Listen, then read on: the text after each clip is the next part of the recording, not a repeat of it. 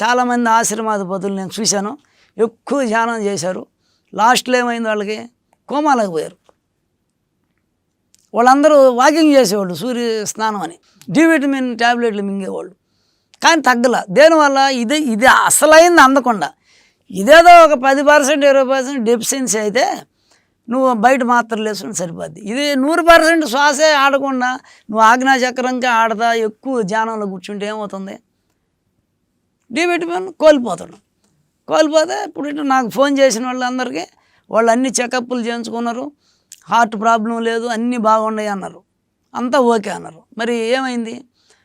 ఎప్పుడైతే వాళ్ళు సూర్యస్వరం విడివిడిగా చేసుకున్నారో వాళ్ళు పికప్ అయిపోయారు. మళ్ళీ మాత్రలే డి విటమిన్ పెరగద్ది సూర్యస్వరం ఎక్కువ. భయం ఆందోళనగా ఏదో అట్లా ఉన్నోళ్ళు, ధైర్యం తగ్గిపోయిన వాళ్ళు సూర్యస్వరం ఒక్కటే ప్రత్యేకంగా ఎక్కువ ఆడించుకుంటే ఒక 5 సార్లు రోజుకి 10-15 నిమిషాలు సూర్యస్వరం ఒక్కటే ఆడిస్తే వాళ్ళకి ధైర్యం వస్తుంది, డి విటమిన్ పెరగద్ది.